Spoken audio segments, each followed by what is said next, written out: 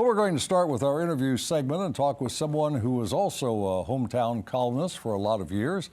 Yael Abou-Hakka was part of the Kansas City Star's editorial board, writing columns and editorials frequently focusing on local government issues. And Yael spent quite a few Thursdays on the Ruckus set, adding expertise to our discussions. After leaving the Star, Yael and his wife Becky joined the Peace Corps and served 2 years in the southwest African country of Namibia.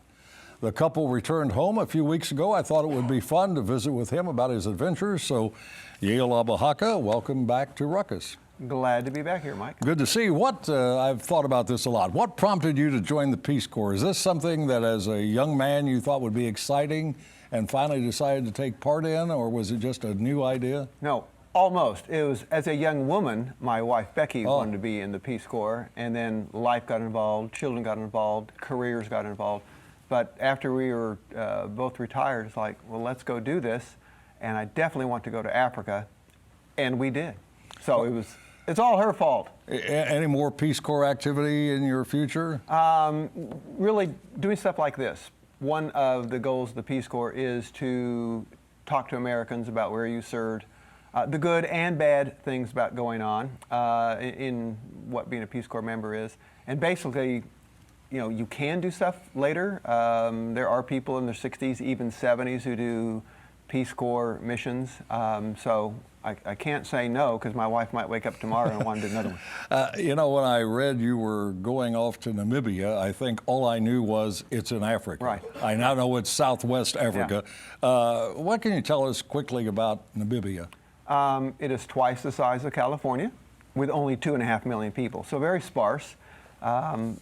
A poorer country with a wide inequality in wages and incomes. Becky and I taught in a small village. We had separate schools. The learners are, which we call the students over there, learners are mostly come from poorer families, but they're so sweet. I mean, the one thing, if I get nothing across today, is that how much I miss, and Becky and I both miss, the children over there, which is what we did. We taught English, art, information, communication. So, Communications problem? no, well, the great thing is English is the official language of Namibia, so they want the learners there to learn English. But they already know 1, 2, or 3 tribal languages, so which is a heck of a lot more than Becky and I knew. But you know, school's not that important to them. Most of them are going to be laborers in a country where unemployment is 30 or 40%. So they come to school for just to kind of have fun. And that was one thing that type A personality like me had to learn to deal with. Taught in the 10th the first year, but in the second year was much better. We were able to equip our libraries with books that people had sent us from Missouri.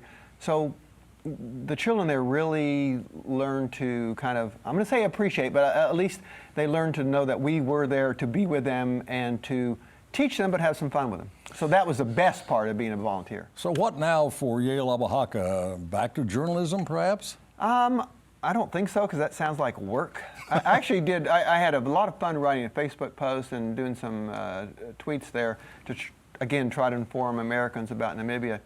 And one thing about journalism is it is hard to actually know what's going on. I mean, you have to interview people. You do have to talk to people.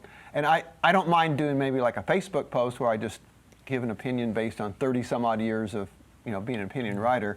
But if you're really going to do something local, especially, you need to talk to people. And that, again, as I said, sounds like work. Right now I want to garden. I want to be with our dogs. I want to enjoy time with our kids. So we'll see. I really don't know yet. Well, the editorial board of the Star's composition has changed a great deal since you left. I'm sure you've taken a look at it. Any thoughts? I'm glad they have one. I mean, seriously, in this time of... You're glad to have a thought? Or no, I'm glad they have a surviving newspaper here. I'm very glad that the editorial page is strong and thriving, giving, you know, all kinds of different views. I mean, that was the one thing when I started in 1984. I was a young editorial writer. I left in 2016 as an older guy. But during that entire time, being able to have thoughts and share them with the community were probably the best part of being an editorial writer. And, you know, frankly, having it in the newspaper was really important. And unfortunately, because so few people take the newspaper these days, although they do read online, but there was such a power of the print. And I'm afraid we've gotten away from that. Obviously, there are still opinion writes online and all that kind of stuff, which is good. But that is, to me, that was just a different kind of age, maybe a little bit different age of where people could have that paper and pay attention to it, opinion, editorials, whatever. Great to have you back. Thanks It's very good much for seeing you, coming Mike. in. My regards to Becky. Thanks a lot, Mike. All right, that is well-known area journalist Yael Abou Hakka. Now let's meet the panel and start a ruckus.